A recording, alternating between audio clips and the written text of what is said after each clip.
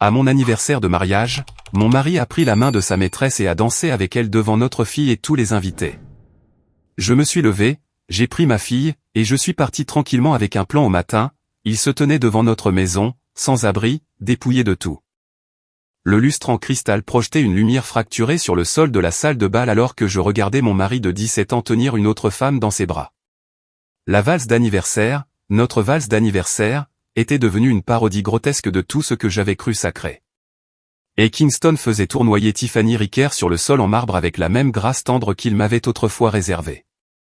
Sa robe écarlate s'étalait comme du sang répandu sur le blanc immaculé de ma robe d'anniversaire, suspendue abandonnée dans notre chambre à l'étage. Les chuchotements des invités transperçaient la mélodie orchestrale comme des éclats de verre. Comment a-t-il pu? À leur propre fête d'anniversaire. Pauvre Glatty. Mais je n'étais pas pauvre. Plus maintenant. J'en avais fini. Le rire de Tiffany résonnait comme des carillons éoliens dans un ouragan, magnifique et totalement destructeur. Elle renversa la tête en arrière, exposant le collier de diamants que elle lui avait offert. Le même collier que j'avais admiré chez Tiffany & Company 3 semaines plus tôt, pensant que mon mari pourrait me surprendre avec pour notre anniversaire. Il l'avait fait, mais pas de la manière que j'attendais. Ma fille de 15 ans, Danielle, se tenait à côté de moi, ses petites mains serrées en poing. Son jeune visage brûlait d'une colère qui reflétait le feu qui montait dans ma poitrine. Elle avait hérité de mon obstination et de la langue bien pendue de son père, une combinaison qui la rendait dangereuse lorsqu'on la provoquait. « Qu'est-ce que papa est en train de faire, maman » chuchota TL, sa voix tendue par une rage contenue. Tout le monde nous regarde. C'était vrai. 200 invités venus célébrer notre mariage le regardaient maintenant se désintégrer en temps réel. Les partenaires commerciaux de Hay, mes amis du club de lecture, nos voisins, tous témoins de la démolition systématique de ma dignité. Tiffany croisa mon regard par-dessus l'épaule de Hay et sourit. Pas un sourire coupable et contrit, mais quelque chose de triomphant et de prédateur. Elle articula un seul mot qui me glaça le sang, à moi. C'est à ce moment-là que Danielle a craqué. Elle a traversé la piste de danse comme une princesse guerrière, sa robe émeraude bruissant derrière elle. Sa jeune voix a percé la musique. Et, la briseuse de foyer. C'est mon père que tu es en train de peloter. La musique s'est arrêtée. Toutes les conversations ont cessé. La salle de bal entière a retenu son souffle. Tiffany se retourna, les lèvres incurvées en un sourire cruel. Et tu dois être la fille. Comme c'est mignon. Tu crois que tu as gagné quelque chose, continua Danielle. Tu penses que voler un mari infidèle est une sorte de trophée? Le sourire de Tiffany vacilla, mais elle releva le menton avec défi. Petite fille, tu ne comprends pas les adultes. Je comprends parfaitement. La voix de Danielle tomba à un murmure qui, d'une manière ou d'une autre, porta jusqu'à chaque coin de la pièce. Je comprends que tu es une femme désespérée qui a dû se contenter des restes d'une autre femme. Je comprends que tu es si pathétique que tu as dû détruire une famille pour te sentir importante pendant 5 minutes. Les invités poussèrent un cri de stupeur. Les téléphones sortirent. Ceci serait sur les réseaux sociaux d'ici 1 heure. Peut-être que tu devrais apprendre à ta mère comment garder l'intérêt d'un homme, ricana Tiffany. Les mains de Danielle se serrèrent en poing. Au moins, ma mère n'est pas une pute bas de gamme qui brise des familles pour le plaisir. Le cri de stupeur collectif de la foule fut audible. Le visage de Tiffany se tordit de rage. Petite garce. Sa main se leva, la paume visant la joue de Danielle. Elle n'a jamais établi le contact. J'ai agi sans réfléchir. Le son de ma main heurtant la joue de Tiffany résonna dans la salle de bal comme un coup de feu. La force du coup la fit trébucher en arrière contre Hay, qui la rattrapa avec des mains tremblantes. Touche à ma fille, dis-je, ma voix d'un calme mortel, et je te détruirai. Le silence s'étira entre nous comme un fil tendu. La main de Tiffany vola vers sa joue rougissante, ses yeux écarquillés de choc. Et nous regardait tour à tour, sa bouche s'ouvrant et se fermant comme un poisson cherchant de l'air. Je pris la main de Danielle et me tournai vers la sortie. Nos invités s'écartèrent comme la mer Rouge, leur visage un mélange de choc, d'admiration et d'anticipation avide pour la suite des événements. Glatty, attends, cria Hay derrière moi. Nous devons parler. Je m'arrêtai aux portes de la salle de bal et le regardai une dernière fois. Il se tenait là dans son smoking coûteux, tenant sa maîtresse, entouré des ruines de notre célébration d'anniversaire. À cet instant, il ressemblait exactement à ce qu'il était, un homme stupide qui avait échangé de l'or contre de l'or des fous. Non, dis-je, ma voix portant à travers la pièce silencieuse. Nous n'avons pas à le faire. Alors que Daniel et moi sortions dans la nuit, j'entendis les murmures des invités monter derrière nous comme une marée. Où va-t-elle? Que penses-tu qu'elle va faire? Je ne voudrais pas être à Kingston en ce moment. Si seulement il savait. Au matin, et Kingston apprendrait exactement ce que signifiait de contrarier Glatty Kingston. Avant de continuer, veuillez écrire dans les commentaires de quel pays vous regardez cette vidéo. Nous aimons savoir d'où notre famille mondiale nous suit. Et si c'est votre première fois sur cette chaîne, veuillez vous abonner. Votre soutien nous aide à vous apporter encore plus de récits épiques de vengeance de la vie. Bonne écoute. Je m'appelle Glatty Kingston et jusqu'à il y a 12 heures, je croyais aux contes de fées. J'avais passé 17 ans à construire une vie avec un homme que je pensais être mon prince. Nous nous sommes rencontrés à l'université, le charmant étudiant en commerce avec des rêves d'empire, et moi, l'étudiante en littérature qui croyait que l'amour pouvait tout conquérir. Il était magnétique, ambitieux, et quand il m'a souri à travers cette bibliothèque bondée, je me suis senti comme l'héroïne de tous les romans d'amour que j'avais jamais lus. Nous nous sommes mariés jeunes, avons construit une maison, élevé notre fille. J'ai sacrifié mes rêves d'écriture pour ses rêves de richesse. Pendant qu'il gravissait les échelons de l'entreprise, je maintenais les fondations de notre famille. J'organisais son emploi du temps, recevais ses clients, soutenais ses ambitions, et ne me suis jamais plainte une seule fois quand il travaillait tard ou voyageait pour affaires. La maison, notre belle demeure coloniale avec son porche enveloppant et ses vastes jardins, c'était la mienne. Mon héritage de ma grand-mère, Naomi Whitmore, qui avait bâti une petite fortune dans l'immobilier avant de me la léguer avec une condition, ne laisse jamais un homme te faire oublier ta valeur, mon enfant. J'aurais dû l'écouter plus tôt. Les signes étaient là depuis des mois. Et rentrant à la maison avec un nouveau parfum. Des voyages d'affaires qui semblaient nécessiter plus de tenue de soirée que d'habitude. Des appels téléphoniques qui le faisaient sortir. Des nuits tardives qui s'étiraient de plus en plus. Mais c'est Daniel qui a la première prononcé les mots que je ne pouvais supporter de penser. Maman, avait-elle dit il y a 3 semaines, assise sur mon lit pendant que je pliais le linge de haie. Papa te trompe, n'est-ce pas? J'avais laissé tomber la chemise que je tenais. Daniel, quelle chose horrible à dire sur ton père. Ce n'est pas horrible si c'est vrai. Elle était si factuelle, si adulte à ce moment-là que ça m'a brisé le cœur. Je vois comment il regarde son téléphone, comment il s'habille différemment maintenant, comment il ne te voit plus vraiment quand vous êtes dans la même pièce. Ton père aime notre famille. Il s'aime lui-même, maman, et tu mérites mieux. La vérité sort de la bouche des enfants.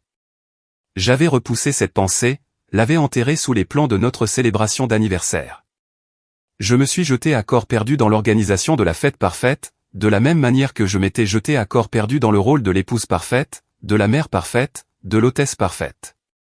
Si seulement je pouvais rendre tout assez beau, peut-être que les fissures ne se verraient pas.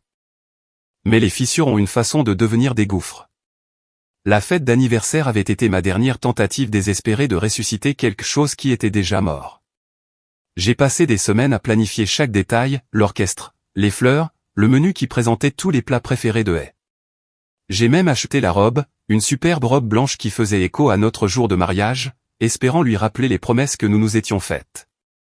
Au lieu de cela, je l'ai regardé faire de nouvelles promesses à quelqu'un d'autre, Tiffany Ricker, sa coordinatrice marketing de 28 ans, blonde, ambitieuse, et apparemment assez patiente pour attendre le moment parfait pour réclamer publiquement son prix. Le trajet de retour de la fête d'anniversaire fut silencieux, à l'exception du son de la respiration colérique de Daniel à côté de moi sur le siège passager. Je nous avais conduites à l'hôtel dans ma propre voiture. Dieu merci pour les petites faveurs. Au moins, je n'ai pas eu à supporter et sa maîtresse dans mon espace. Ça va, maman, demanda Daniel alors que nous nous garions dans notre allée. J'ai regardé notre maison, la maison qui avait abrité notre famille, accueilli des fêtes d'anniversaire et des matins de Noël, était témoin d'histoires du soir et de photos du premier jour d'école. Elle se dressait là, au clair de lune, comme un beau mensonge. Ça ira, dis-je, et pour la première fois depuis des mois, je le pensais. Nous avons monté les marches du perron ensemble. J'ai déverrouillé la porte avec des mains qui ne tremblaient plus. La fureur s'était cristallisée en quelque chose de plus dur, de plus froid, de plus dangereux, la détermination. Qu'est-ce qu'on va faire? Demanda Daniel. J'ai regardé ma fille brillante, féroce, intrépide qui avait hérité des meilleures parties de et de moi. Elle méritait mieux que de grandir en voyant sa mère être humiliée. Elle méritait de voir à quoi ressemblait la vraie force. Nous allons faire nos valises, dis-je. Et ensuite, nous allons montrer à ton père exactement ce qu'il a perdu. Le premier appel que j'ai passé fut à Kristen Austin, l'agent immobilier. Kristen, c'est Glatty Kingston. J'ai jeté un coup d'œil à l'horloge, 23h47. J'ai besoin que tu mettes ma maison en vente ce soir. Glatty, est-ce que tout va bien? Attends, tu as dit ce soir? Oui. Le plus tôt sera le mieux. Je veux qu'elle soit sur le marché d'ici le matin. Il y eut une pause. Ma chérie, es-tu sûre de toi? C'est terriblement soudain. Je n'ai jamais été aussi sûr de quoi que ce soit de ma vie. Pendant que Daniel faisait ses valises dans sa chambre, j'ai traversé notre maison avec une précision militaire. 17 ans de mariage donnent beaucoup de possessions, mais j'étais étonnamment sélective. J'ai pris les bijoux de ma grand-mère, mes livres, mes photographies avec Daniel et mes documents personnels. Tout le reste pouvait pourrir pour ce que j'en avais à faire. Le plus dur fut notre chambre. Le lit king size où j'avais dormi seul plus de nuits qu'ensemble ces derniers mois.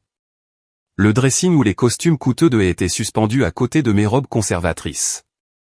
La commode où notre portrait de mariage était posé, se moquant de moi avec son bonheur figé. J'ai pris le portrait et suis descendu à la cuisine. La cuisinière à gaz s'est allumée avec un doux sifflement. J'ai tenu la photographie au-dessus de la flamme et j'ai regardé nos jeunes mois se recroqueviller et noircir sur les bords. Le visage de a disparu en premier, consumé par le feu jusqu'à ce que seule mon image souriante reste. Comme c'était approprié. Le deuxième appel fut pour ma banque, la ligne d'urgence pour les clients importants. Madame Kingston, comment puis-je vous aider à cette heure? J'ai besoin de transférer de l'argent de mon compte joint à mon compte personnel. La totalité? C'est une somme assez importante, madame. Êtes-vous certaine?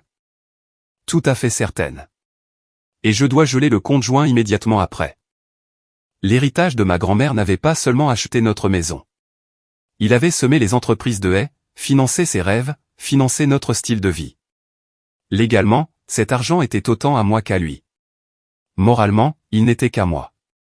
Il avait renoncé à ses droits au moment où il avait mis ses mains sur une autre femme. À 2h du matin, Daniel et moi avions chargé ma voiture avec tout ce qui comptait. La maison semblait vide autour de nous, comme une belle coquille dont l'âme avait été extraite. Maman, regarde ça, dit Daniel, en brandissant son téléphone. L'écran montrait une vidéo tremblante de la fête d'anniversaire, spécifiquement le moment où j'ai giflé Tiffany. La légende disait, une femme gifle la maîtresse de son mari à leur fête d'anniversaire. Elle avait déjà été vue 50 000 fois. Génial, marmonnai-je. Je deviens viral pour toutes les mauvaises raisons. Tu plaisantes? Daniel sourit. Maman, tu es une légende. Regarde ses commentaires. Elle fit défiler des centaines de réponses. Comportement de reine. Voilà ce qui arrive quand on s'en prend à la mauvaise femme. Cette gifle était personnelle, et je suis là pour ça. Trouver quelqu'un qui défend ses enfants comme cette mère. Malgré tout, je sentis un sourire tirer mes lèvres. Peut-être que devenir viral n'était pas si mal après tout. Le troisième appel fut pour Madame Melinda Jasper, l'avocate en divorce la plus impitoyable de l'État. Je l'avais rencontrée lors d'événements caritatifs, une femme aux yeux vifs, aux cheveux d'argent et à la réputation de laisser les maris infidèles financièrement et socialement décimés. Madame Jasper, c'est Glatty Kingston. J'ai besoin de votre aide. Madame Kingston, j'ai vu la vidéo. Vous avez un sacré crochet du droit. C'était une gifle. Encore mieux, plus élégant. Que puis-je faire pour vous? Je veux un divorce. Rapide, complet et dévastateur. Ma spécialité. J'aurai les papiers rédigés d'ici quelques heures. Avez-vous des motifs? Je pensais aux mains de Tiffany sur la poitrine de mon mari, à leurs rires intimes, à la façon dont il l'avait regardée comme si elle était la seule femme dans la pièce. Oh, Madame Jasper, si j'ai des motifs. Excellent. Nous le détruirons légalement et il sera reconnaissant pour ce privilège. À l'aube, Daniel et moi étions installés au Fairmont Hotel en centre-ville, une belle suite avec vue sur la ville que est pensé posséder. Nous avons commandé le service en chambre et regardé le lever du soleil peindre l'horizon en nuances d'or et de rose. Mon téléphone n'arrêtait pas de vibrer, des messages de mes amis inquiets, des appels manqués de haies, des notifications des réseaux sociaux. Je les ai tous ignorés, sauf un. Kristen Austin, maison mise en vente. Déjà 3 acheteurs intéressés. Ça va se vendre vite. J'ai souri et me suis versé une autre tasse de café. Et Kingston était sur le point d'apprendre que les actions ont des conséquences, et je ne faisais que commencer. Et a dû arriver à la maison vers 3 heures du matin, s'attendant probablement à me trouver en larmes et pleine de récriminations. Au lieu de cela, il a trouvé les panneaux « à vendre » de Kristen plantés dans notre pelouse avant comme une épée à travers son cœur. Je le sais parce que Daniel surveillait ses comptes de réseaux sociaux depuis notre suite d'hôtel. Et avait publié une série de statuts de plus en plus frénétiques. 2h47, je rentre à la maison pour régler les choses. L'amour gagne toujours. 3h23, qu'est-ce qui se passe, bon sang? 3h25, Glatty, si tu lis ça, appelle-moi maintenant. 3h31, photo du panneau, à vendre, ça doit être une erreur.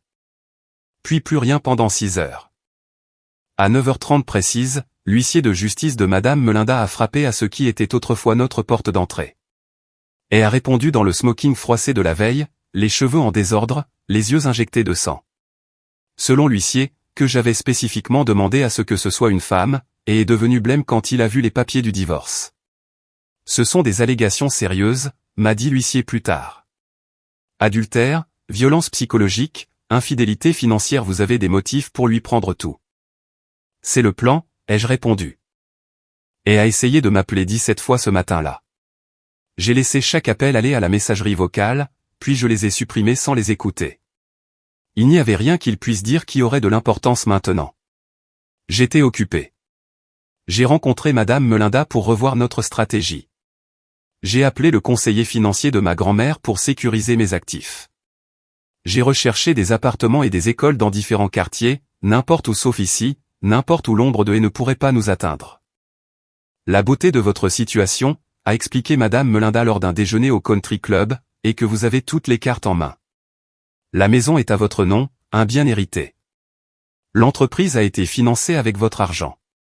Vous avez été l'épouse et la mère modèle pendant qu'il était publiquement infidèle. Un juge jettera un coup d'œil à cette affaire et vous donnera tout. Et pour Daniel? Garde exclusive. Aucun juge n'accorde la garde partagée à un homme qui amène sa maîtresse à sa fête d'anniversaire de mariage. Il aura de la chance d'obtenir des visites supervisées. L'après-midi a apporté de nouveaux développements. Kristen a appelé pour m'informer que les 3 acheteurs intéressés avaient soumis des offres supérieures au prix demandé. Une guerre des enchères se développait. Puis Daniel a fait irruption dans notre suite avec une nouvelle qui a complété ma journée. Maman, tu dois voir ça. Elle était pratiquement en train de bondir d'excitation. Tiffany s'est fait virer. Elle m'a montré l'écran de son téléphone, une vidéo divulguée de l'intérieur de l'entreprise de haie. Apparemment, le patron de Tiffany, Monsieur Graham, était à notre fête d'anniversaire. Il avait été témoin de tout le spectacle, et le lundi matin a apporté une justice d'entreprise rapide. Mademoiselle Ricker, sa voix était glaciale sur l'enregistrement, conduite inconvenante. Turpitude morale. Perturbation de l'harmonie sur le lieu de travail. Videz votre bureau. La sécurité vous escortera à la sortie. La vidéo montrait le visage de Tiffany se décomposer alors qu'elle réalisait que sa carrière était terminée. Elle avait échangé son travail, sa réputation et son avenir contre un homme qui était sur le point de tout perdre. La justice poétique à son meilleur. Mon téléphone a sonné. Pas et cette fois. Un numéro que j'ai reconnu comme appartenant à mon beau-père, Kingston Nicholas. Glatty.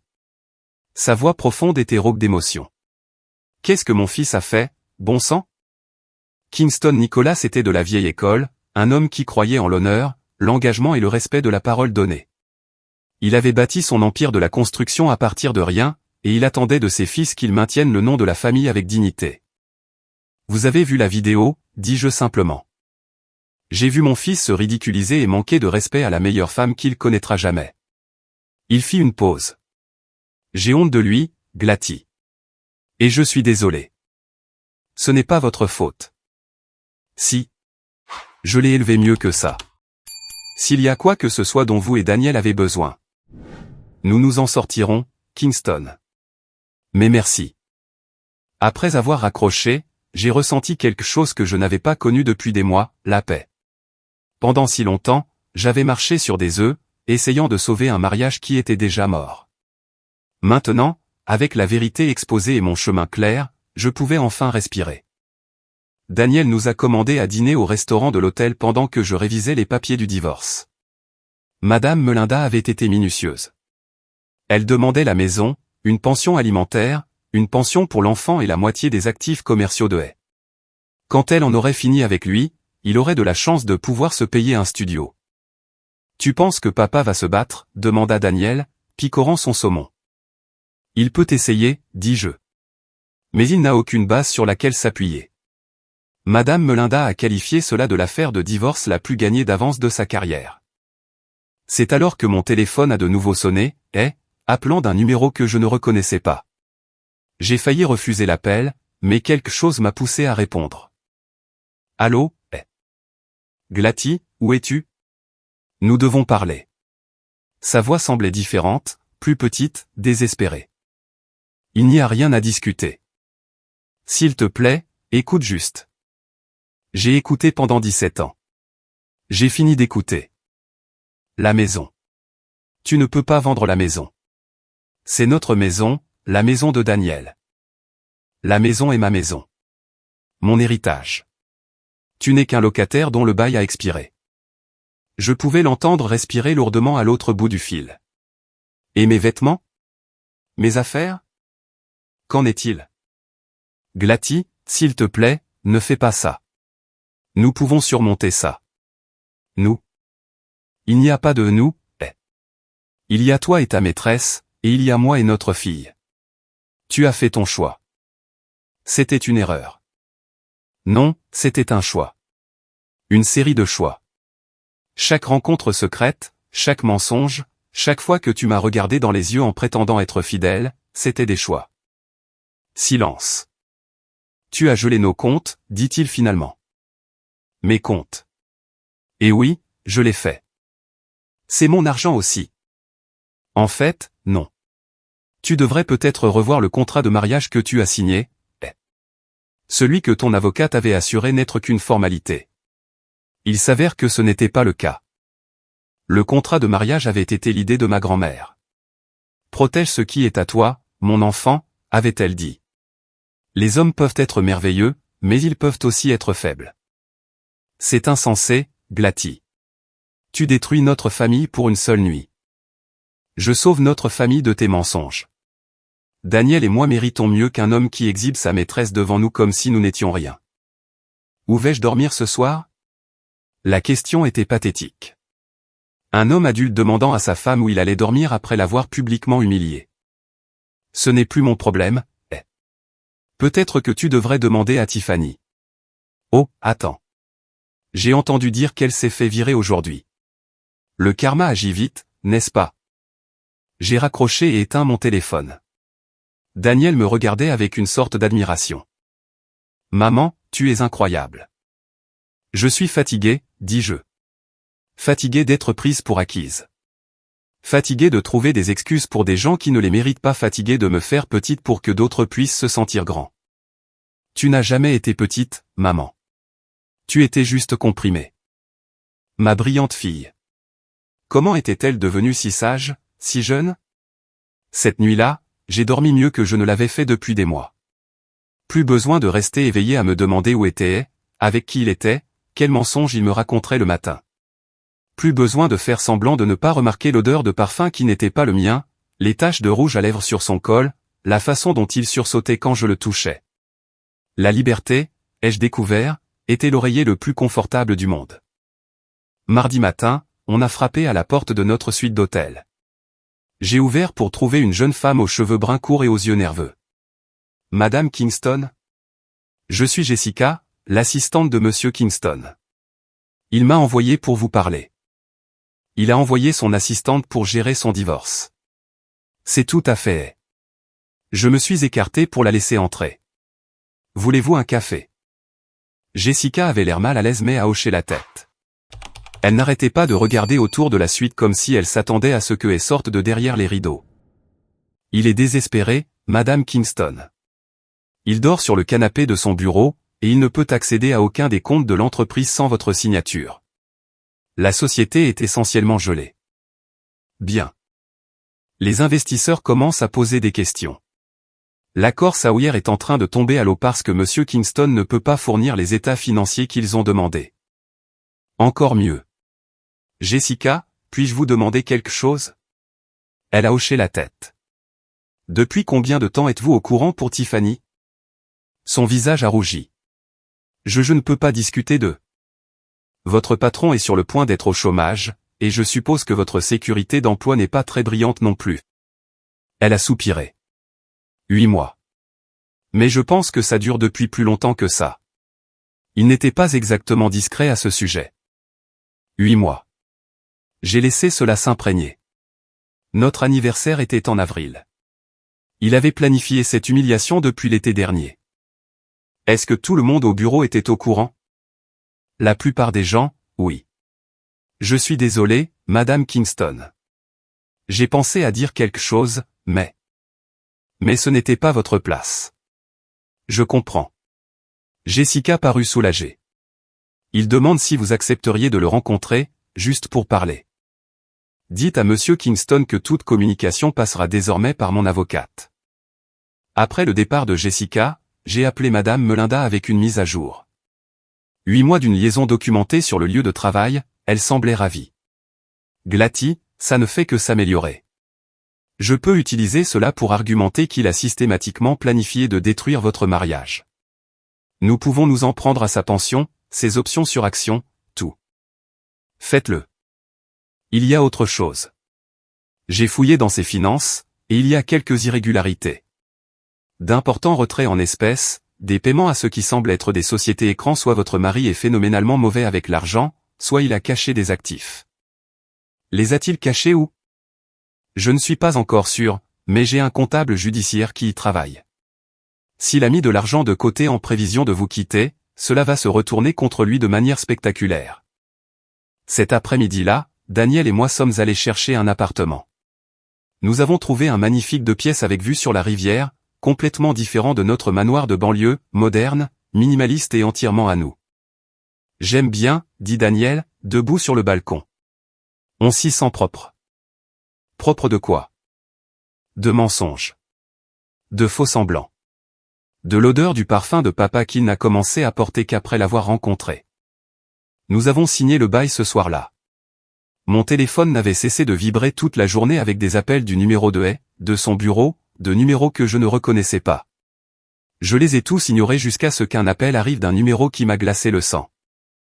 Tiffany Ricker, ai-je répondu à la dernière sonnerie. Ça devrait être intéressant. Espèce de folle psychopathe, siffla-t-elle. Tu as ruiné ma vie. Je suis assez sûr que tu as fait ça toute seule. J'ai perdu mon travail à cause de toi. Tu as perdu ton travail parce que tu es une briseuse de foyer qui n'a pas pu s'empêcher de peloter un homme marié lors d'un événement public. C'est de ta faute, ma chérie. MM. SM lui-même.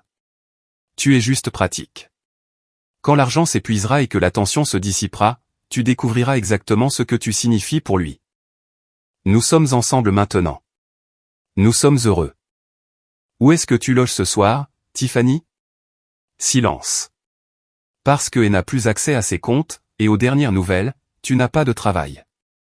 Alors, où exactement, vous deux tourtereaux, prévoyez-vous de construire votre bonheur éternel? Ce n'est pas fini, dit-elle, la voix tremblante. Tu as raison, ce n'est pas fini. Ça ne fait que commencer. Et ma chérie, tu t'en es prise à la mauvaise famille. J'ai raccroché et immédiatement bloqué son numéro.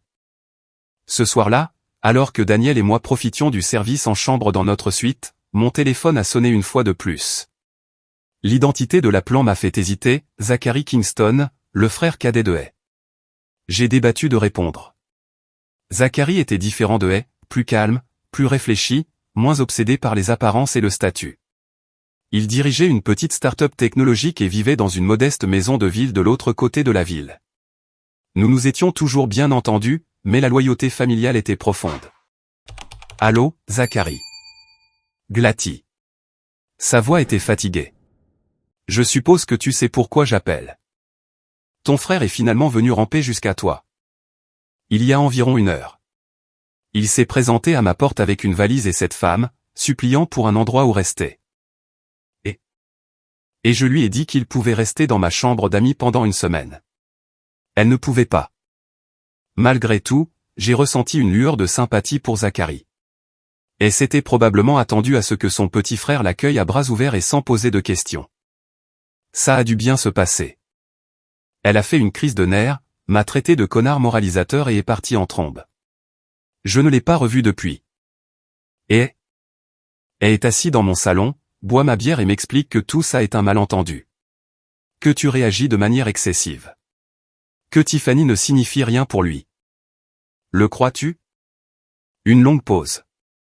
Glatty, j'ai vu la vidéo. J'ai vu comment il la regardait. Ce n'était pas rien. Non, ce n'était pas rien. Pour ce que ça vaut, je pense que tu fais ce qu'il faut. Elle se dirigeait vers cet accident depuis des années. Peut-être que toucher le fond le réveillera. Peut-être. Mais ce ne sera plus mon problème. Oui, je m'en doutais. Une autre pause. Danielle va bien? Elle est plus forte que ses 2 parents réunis. Elle tient ça de toi. Après avoir raccroché, j'ai ressenti quelque chose d'inattendu, de la gratitude. Tout le monde dans la famille de Haye n'était pas aveugle à ses défauts. C'était un petit réconfort, mais dans les décombres de mon mariage, je prenais ce que je pouvais. Mercredi matin a apporté la meilleure nouvelle jusqu'à présent. Kristen a appelé avec une mise à jour qui m'a fait rire aux éclats. Glatty, tu ne vas pas le croire. Nous avons 6 offres, tout au-dessus du prix demandé, mais la plus élevée vient de Sawyer Industries. Le même Sawyer avec qui Haye essayait de conclure un accord? Le même. Apparemment, Monsieur Sawyer était à votre fête d'anniversaire. Il a tout vu et a décidé qu'il ne voulait plus faire affaire avec Haye, mais il est très intéressé par votre maison. Combien? Quand elle m'a dit le chiffre, j'ai dû m'asseoir. C'était presque le double de ce que nous avions payé pour la maison, assez pour nous mettre, Daniel et moi, à l'abri pour la vie.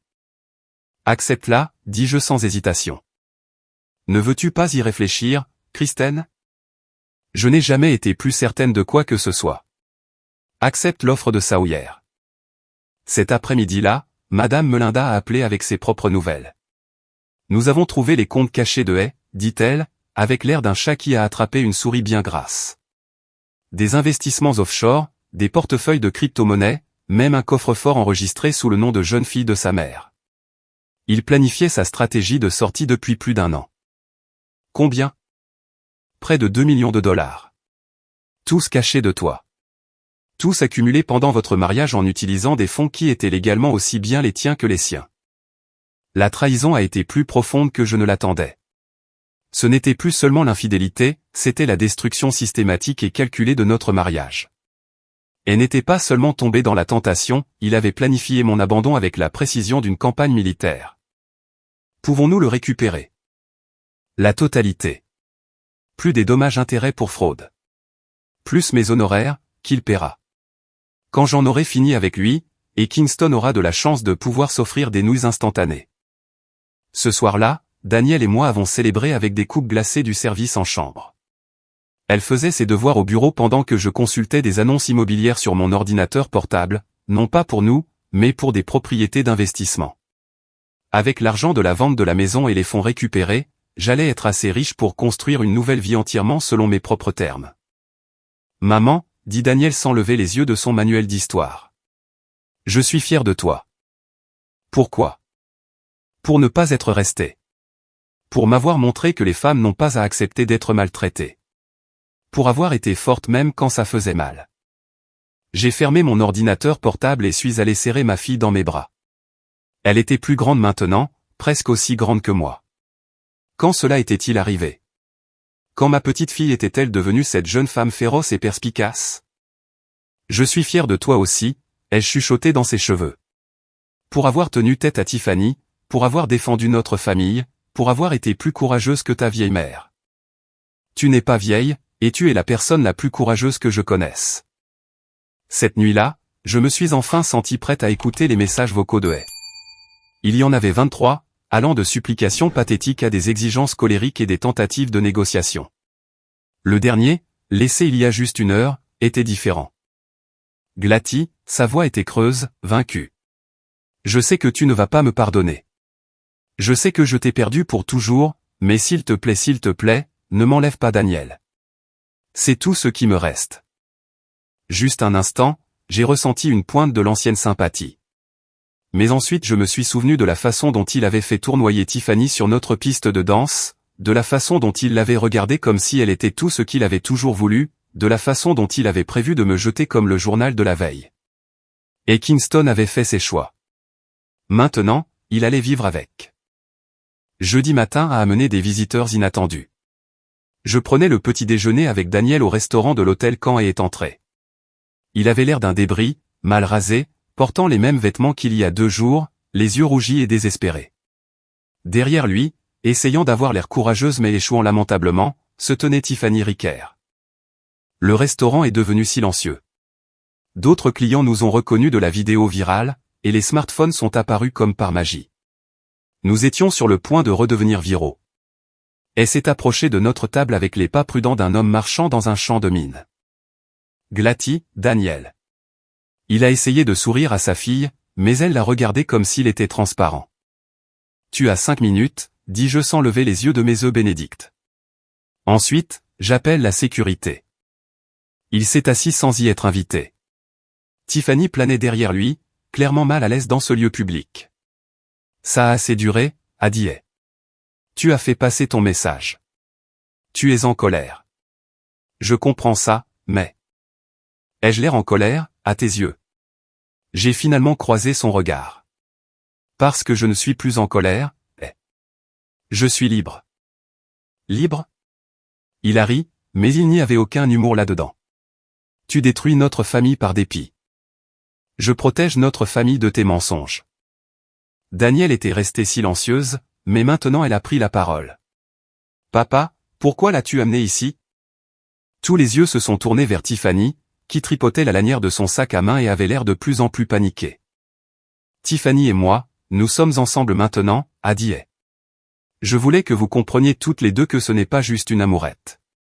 Nous nous aimons. L'amour? La voix de Daniel était de glace. Papa, elle t'a quitté dès qu'elle a découvert que tu étais fauché. Le visage de Hae est devenu blanc.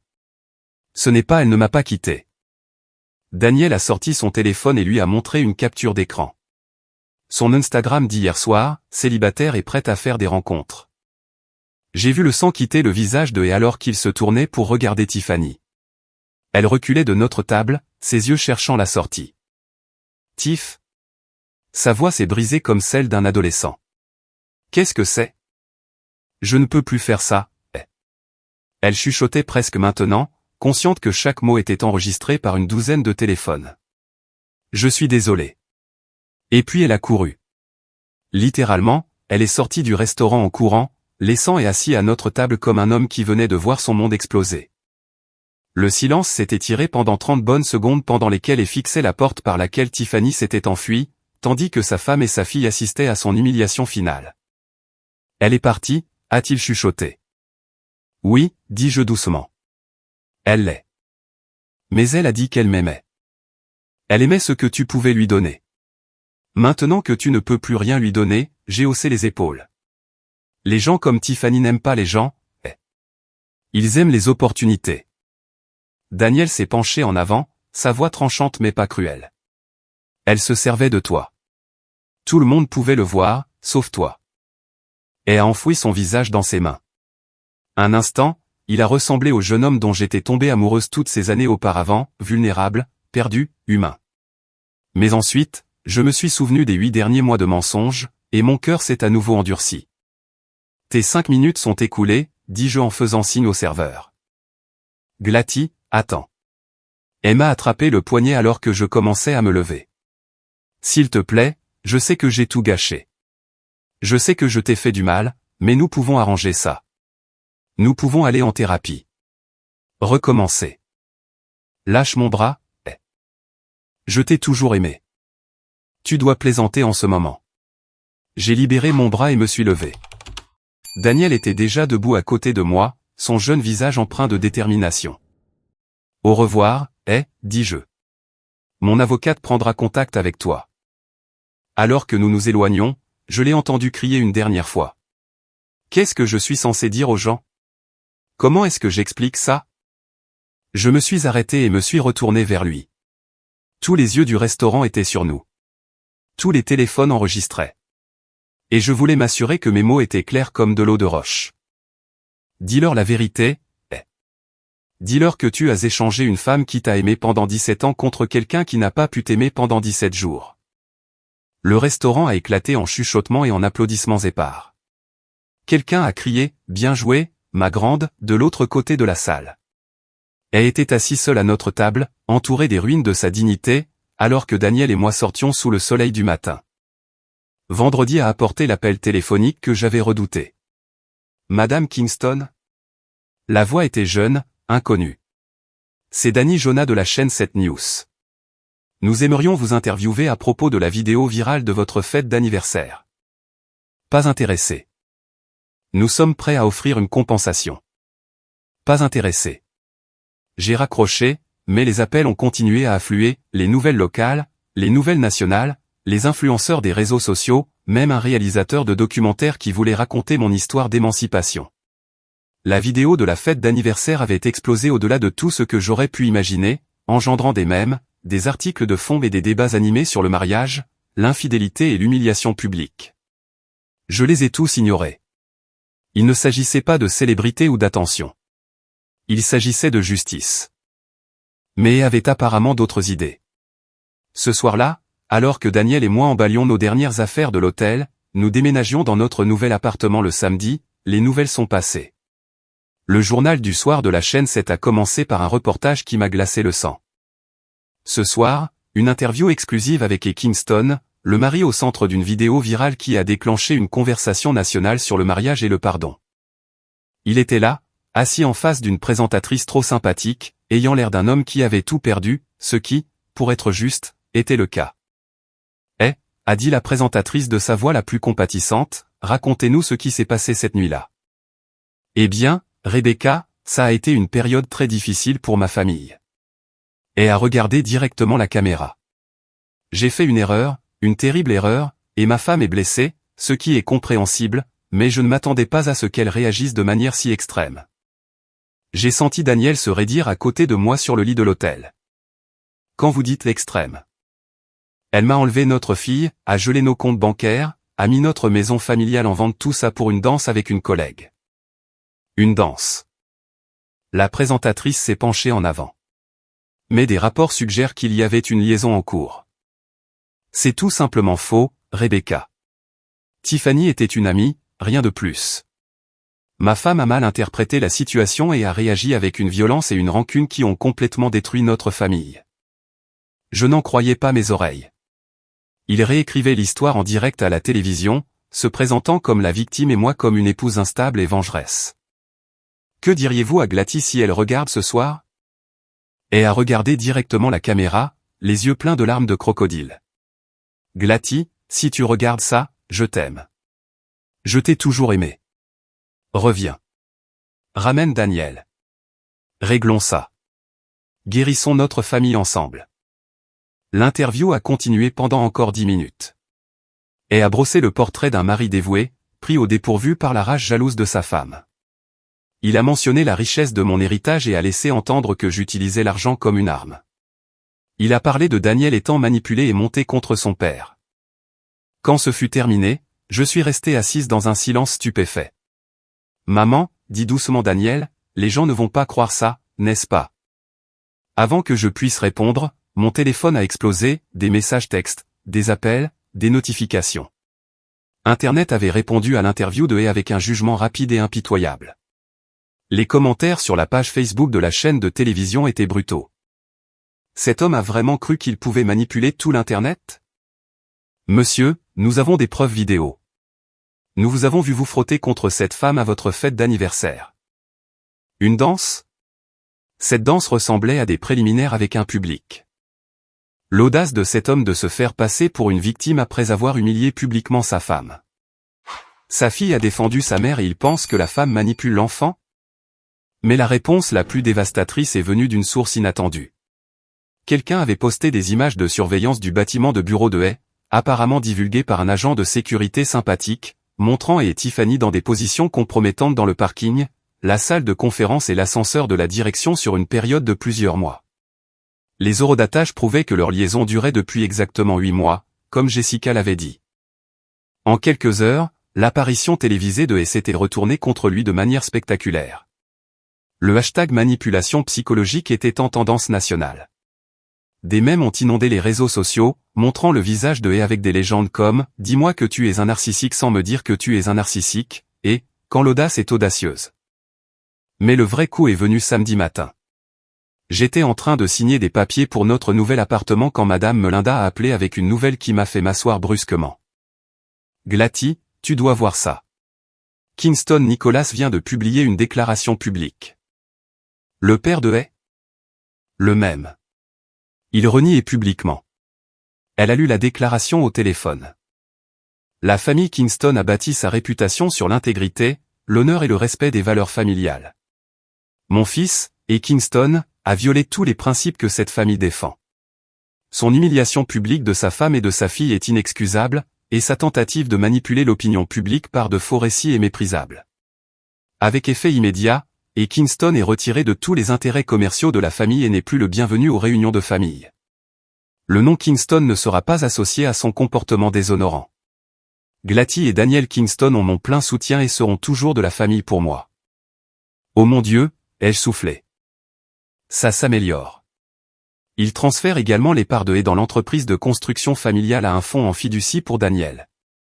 Hay vient de perdre son héritage. Je devais le reconnaître à Kingston Nicholas.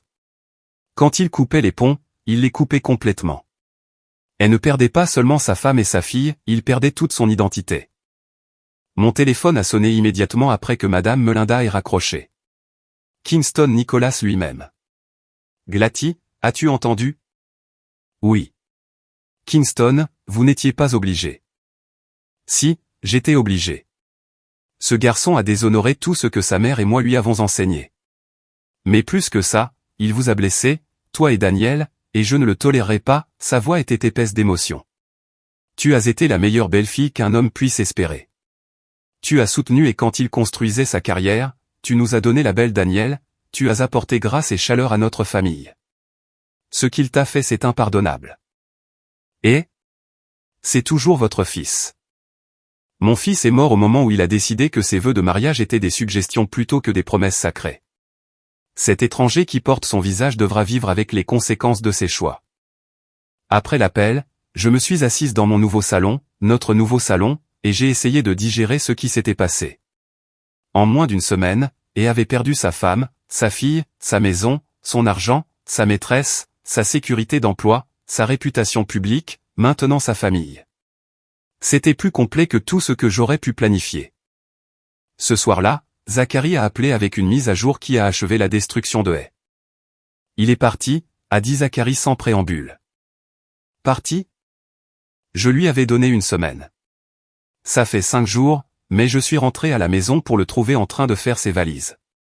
Il a dit qu'il ne pouvait plus rester dans cette ville.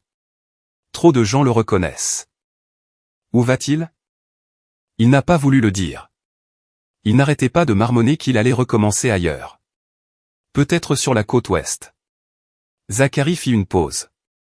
Glatty, je ne l'ai jamais vu comme ça. Il est brisé. Bien, dis-je, et je le pensais. Vraiment? Je veux dire, il est toujours le père de Daniel. La biologie ne fait pas de toi un père, Zachary. Être là, si. Mettre ton enfant en premier, si. Protéger ta famille, si. Et a choisi de protéger son ego à la place. Oui, tu as raison, soupira Théil. Pour ce que ça vaut, je pense que vous êtes mieux sans lui, toi et Daniel. Nous le savons. 6 mois plus tard, je me tenais dans la cuisine de notre nouvel appartement, préparant le petit déjeuner pour Daniel avant l'école. Le soleil du matin entrait à flot par des fenêtres qui n'avaient jamais été témoins de mensonges ou de trahison. Tout ici était propre, honnête, à nous.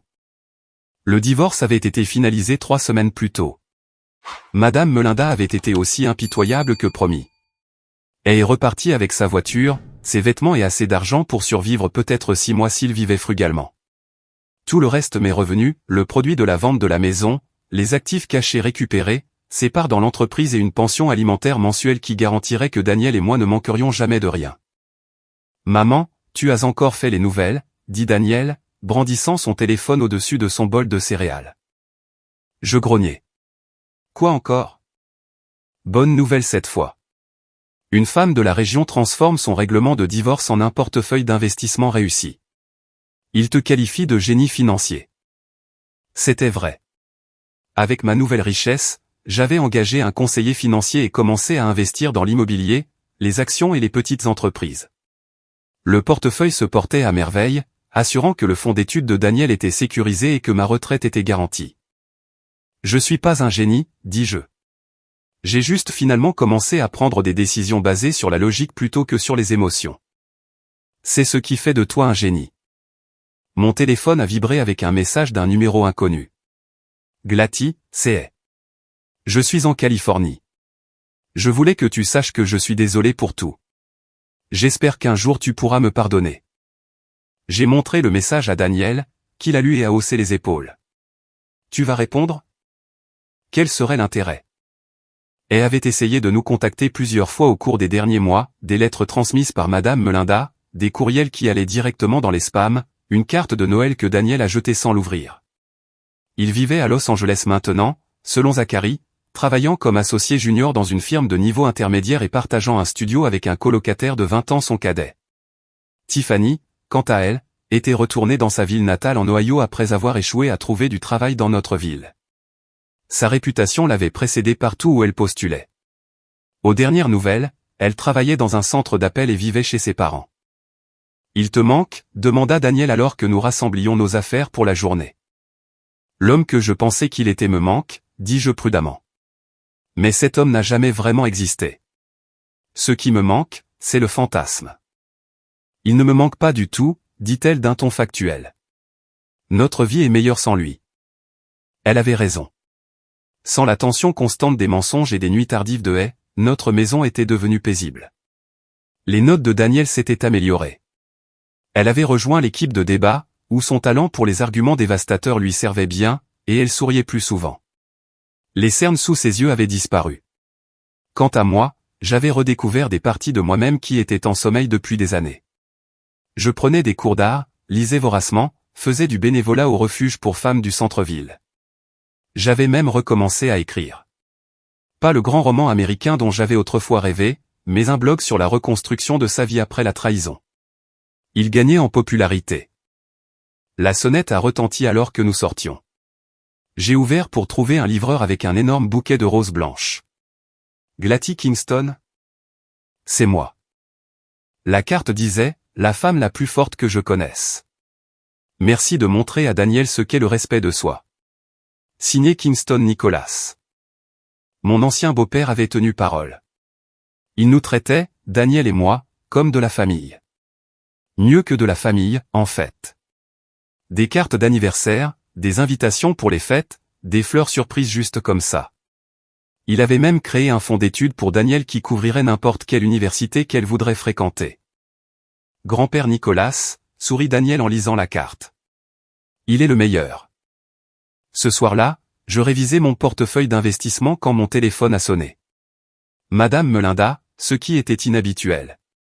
Nos affaires étaient terminées depuis longtemps. Glatty, j'ai des nouvelles qui vont t'intéresser. Bonne ou mauvaise nouvelle ? Ça dépend de votre point de vue. Et essaie de déclarer faillite. J'ai ri. Laissez-moi deviner.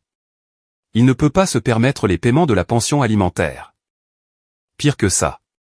Apparemment, il a pris des décisions d'investissement spectaculairement mauvaises en Californie. Il a perdu le peu d'argent qu'il lui restait dans une combine de crypto-monnaies. Maintenant, il prétend être en difficulté financière et demande au tribunal de réduire ses obligations envers vous. Peut-il faire ça ? Il peut essayer. Mais voici la belle partie. La faillite n'élimine pas les obligations de pension alimentaire, surtout quand elles sont basées sur des dommages-intérêts punitifs pour adultère. Il est coincé à vous payer jusqu'au jour de sa mort ou que vous vous remariez. Je ne prévois pas de me remarier de sitôt. Alors et Kingston va enchaîner les boulots au salaire minimum pour le reste de sa vie naturelle juste pour suivre ce qu'il vous doit. Après que Madame Melinda ait raccroché, je me suis assise sur mon balcon, surplombant les lumières de la ville, et j'ai pensé aux étranges tournants que prend la vie. Il y a un an, je planifiais la fête d'anniversaire surprise de Hay, me torturant pour trouver le cadeau parfait pour un homme qui cherchait déjà ma remplaçante. Maintenant, j'étais financièrement indépendante, émotionnellement libre, et j'élevais une fille qui comprenait que le respect de soi n'était pas négociable. Mon téléphone a vibré avec un autre message de Hay. J'ai vu que la faillite n'a pas marché. Je mérite une seconde chance, Glatty. Tout le monde fait des erreurs. Cette fois, j'ai répondu. Tout le monde fait des erreurs, Hay. Mais tout le monde ne fait pas le choix de trahir les gens qui les aiment. Profite de la Californie. Puis j'ai bloqué son numéro de façon permanente. Un an après la fête d'anniversaire qui a tout changé, Daniel et moi vivions nos meilleures vies. J'avais acheté 2 propriétés locatives avec l'argent de mon règlement, et le revenu passif était plus que suffisant pour couvrir nos dépenses. Daniel s'épanouissait dans sa nouvelle école, où elle était présidente du corps étudiant et capitaine de l'équipe de débat. Mon blog s'était transformé en un contrat de livre, un mémoire sur la reprise de son pouvoir après la trahison. Nous dînions tous les dimanches avec Kingston Nicholas, qui était devenu plus une figure paternelle pour moi que mon propre père ne l'avait jamais été. Zachary nous rendait souvent visite aussi, et était devenu comme le frère que je n'avais jamais eu. La famille Kingston, la vraie famille Kingston, était plus forte que jamais, même sans Hay. Le premier anniversaire de « la gifle », comme on l'appelait désormais, approchait, et Daniel a eu une idée. « Maman, nous devrions organiser une fête. » Une fête ? Une célébration. Un an de liberté.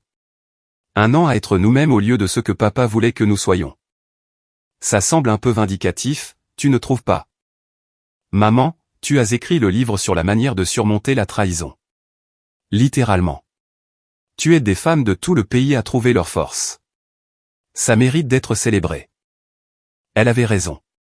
Mon livre, Après la danse, reconstruire sa vie quand l'amour ment, était devenu un best-seller. Je recevais des demandes d'interviews, des invitations à des conférences, des opportunités de tournées de promotion. Ce qui avait commencé comme ma catastrophe personnelle était devenu mon triomphe professionnel. Nous avons prévu une petite réunion, Zachary, Kingston Nicholas, mes amis du club de lecture, quelques camarades de classe de Daniel, et les femmes de mon groupe de soutien. Rien d'élaboré, juste de la bonne nourriture, du bon vin et de la bonne compagnie. La nuit avant la fête, Kingston Nicholas a appelé avec une nouvelle qui a bouclé la boucle. Glatty, je pensais que tu devrais savoir. Hay est de retour en ville. Mon cœur a fait un bond. De retour? Pourquoi? Entretien d'embauche. Apparemment, la firme pour laquelle il travaillait en Californie l'a licencié le mois dernier. Il est désespéré. Est-ce qu'il vient à la fête? La voix de Kingston Nicholas s'est durcie. Il n'est pas invité. Et s'il se présente sans y être invité, je l'escorterai personnellement hors des lieux. La fête était parfaite, intime, joyeuse et sans drame. Nous avons célébré non seulement la survie, mais la transformation. Je n'étais plus la femme qui était restée silencieuse pendant que son mari dansait avec une autre femme. J'étais la femme qui avait reconstruit sa vie des cendres de la trahison. Alors que la soirée touchait à sa fin, Zachary m'a pris à part. Glatty, il y a quelque chose que je dois te dire. Qu'est-ce que c'est? Hay est venu me voir hier. Il m'a supplié d'intercéder auprès de toi, de te demander de le reprendre. J'ai senti une tension familière dans ma poitrine. Qu'est-ce que tu lui as dit? Je lui ai dit que ce pont était brûlé au-delà de toute réparation. Mais Glatty, il ne va pas bien. Il a perdu du poids, on dirait qu'il dort à la dure. Une partie de moi se demande si tu n'as pas été trop dur. J'ai regardé autour de mon appartement, Daniel qui riait avec ses amis, les femmes de mon groupe de soutien qui partageaient des histoires de leur propre triomphe, la vie que j'avais construite à partir de rien. Zachary, dis-je doucement, a fait ses choix. Il a choisi Tiffany plutôt que moi. Il a choisi l'humiliation publique plutôt que la conversation privée. Il a choisi les mensonges plutôt que la vérité et l'égoïsme plutôt que la famille. Ce n'étaient pas des erreurs, c'étaient des révélations de caractère. Mais c'est mon frère, et Daniel est sa fille. A-t-il pensé à elle quand il exhibait sa liaison? A-t-il pris en compte ses sentiments quand il a amené sa maîtresse à notre anniversaire? Zacharie parut soudain plus vieux, le poids des échecs de son frère gravé dans les lignes de son visage. Tu as raison, dit-il doucement. Tu as toujours eu raison. Je n'ai ni raison ni tort. J'en ai juste fini de lui permettre de maltraiter les gens sans conséquence. Alors que les invités commençaient à partir, j'ai senti une présence derrière moi. Je me suis retourné pour trouver Daniel debout dans l'embrasure de la porte, le visage sérieux. Maman, papa est dehors. Mon cœur a sursauté. Quoi? Je l'ai vu par la fenêtre. Il est juste là, sur le trottoir, à regarder notre immeuble. Je me suis approché de la fenêtre et j'ai regardé en bas. Il était là, et Kingston, l'homme qui avait autrefois été mon monde entier. Il semblait plus petit que dans mon souvenir, diminué par l'échec et les conséquences. Il se tenait sous un lampadaire comme un fantôme hantant la scène de son ancien bonheur. Devrions-nous appeler la police? Demanda Daniel. Non, il n'enfreint aucune loi. Il est juste en deuil, je pense. En deuil de quoi? De la vie qu'il a jetée. Nous l'avons regardé pendant 20 minutes. Il n'a jamais bougé, n'a jamais détourné le regard de nos fenêtres. Finalement, une voiture de police s'est arrêtée, quelqu'un d'autre dans l'immeuble a dû appeler, et s'est éloigné dans la nuit. As-tu pitié de lui? Demanda Daniel. J'ai réfléchi attentivement à la question. J'ai pitié de l'homme qu'il aurait pu être. Mais l'homme qu'il a choisi de devenir? Non, je n'ai aucune pitié pour lui. 2 semaines plus tard, et a fait son dernier jeu désespéré. J'étais chez Barnes & Noble pour une séance de dédicace quand il est apparu. J'étais en plein milieu d'une phrase, parlant à une femme de la recherche de la force après la trahison, quand je l'ai vu rôder près de la section des biographies. Nos regards se sont croisés à travers la librairie bondée, et j'ai vu quelque chose dans son expression qui m'a donné la chair de poule, le désespoir. Il a attendu la fin de l'événement, jusqu'à ce que le dernier livre soit signé et que le dernier lecteur soit parti. Puis il s'est approché de ma table comme un homme marchant vers son exécution. Bonjour, Glatty. Je n'ai pas levé les yeux de mes livres que je rangeais. J'ai une ordonnance restrictive prête si tu prévois d'en faire une habitude. Je veux juste parler. Nous n'avons rien à nous dire. S'il te plaît. Sa voix s'est brisée. 5 minutes. C'est tout ce que je demande. Je l'ai regardé alors, vraiment regardé. Il avait perdu au moins 15 kilos. Ses vêtements flottaient sur lui comme s'il jouait à se déguiser dans la garde-robe de quelqu'un d'autre. Son visage était émacié, vieilli au-delà de ses 43 ans. 5 minutes, dis-je. Mais nous parlons ici, en public, où les gens peuvent nous voir. Il s'est assis en face de moi à la petite table où j'avais dédicacé des livres sur la manière de surmonter la trahison. L'ironie n'a échappé à aucun de nous deux. J'ai tout perdu, dit-il sans préambule. Oui, c'est vrai. Mon travail, ma famille, le respect de mon père, mon avenir, tout. J'en suis consciente. Glatty, je sais que je t'ai fait du mal. Je sais que j'ai fait des choix terribles, mais cette punition est au-delà de tout ce que je mérite. J'ai posé le stylo que je tenais et j'ai croisé son regard. Vraiment? Je vis dans ma voiture, Glatty, je mange dans des soupes populaires. Je ne peux pas trouver de travail parce qu'à chaque fois que quelqu'un cherche mon nom sur Google, cette vidéo apparaît. Et je te demande, je te supplie, ta pitié. Une seconde chance. Je me suis adossé à ma chaise et j'ai étudié l'étranger qui portait le visage de mon ex-mari. Te souviens-tu de notre 5e anniversaire? Il sembla confus par le changement de sujet. Quoi? Notre 5e anniversaire. J'avais prévu un dîner romantique à la maison. J'ai cuisiné ton plat préféré, acheté du vin, me suis habillé. Tu es rentré 3 heures en retard parce que tu devais finir un projet. Je ne me souviens pas. Bien sûr que non. Te souviens-tu de notre 10e anniversaire? Glatty, qu'est-ce que ça a à voir avec? Tu as complètement oublié. Tu es sorti avec tes collègues à la place. J'ai passé la soirée seul, me demandant ce que j'avais fait de mal. Son visage rougissait. Ce n'est pas juste. Notre 15e anniversaire. Tu t'en es souvenu, mais seulement parce que ta secrétaire te l'a rappelé. Tu as acheté des fleurs à la station-service sur le chemin du retour et tu as agi comme si c'était un cadeau attentionné. Arrête. Pendant 17 ans, j'ai célébré notre mariage seul. J'ai planifié chaque anniversaire, chaque moment spécial, chaque geste romantique. J'ai construit notre relation pendant que tu ne faisais qu'y vivre. Ce n'est pas vrai. Et quand tu t'es ennuyé, quand la femme qui t'aimait inconditionnellement n'était plus assez excitante, tu as décidé de l'échanger contre un modèle plus récent. Publiquement. À la seule célébration d'anniversaire qui était censée être la nôtre. Elle pleurait maintenant, de vraies larmes coulant sur ses joues. Je sais que j'ai tout gâché. Tu n'as pas tout gâché, Tu as révélé qui tu es vraiment. Et qui tu es vraiment, c'est un homme qui prend l'amour pour acquis, qui rompt ses promesses quand elles deviennent gênantes, et qui blesse les personnes les plus proches de lui sans y penser à deux fois. Les gens changent. Tu as raison. C'est vrai. Je me suis levé et j'ai rassemblé mes affaires. J'ai changé. J'ai appris à me valoriser.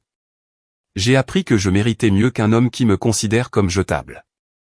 Glatty, s'il te plaît. Tu veux de la pitié, Voici ta pitié. Je ne vais pas prolonger ta souffrance en te donnant de faux espoirs. Tu es libre de construire une nouvelle vie. Trouve quelqu'un qui ne connaît pas ton histoire. Recommence. Mais cette vie n'inclura ni moi ni Daniel. C'est ma fille. C'est sa propre personne, et elle a choisi de ne pas avoir de relation avec toi. Je respecte son choix. J'ai commencé à m'éloigner, puis je me suis retourné une dernière fois. Oh, arrête de t'apitoyer sur ton sort. Tu n'es pas la victime ici. Tu es l'architecte de ta propre destruction. Assume-le. En quittant la librairie, je l'ai entendu crier mon nom une dernière fois, mais je ne me suis pas retourné. Il n'y avait plus rien à dire, plus rien à pardonner ou à oublier. Et Kingston était mon passé. Mon avenir m'attendait à la maison, où ma fille faisait probablement ses devoirs et envoyait des messages à ses amis à propos de son prochain tournoi de débat.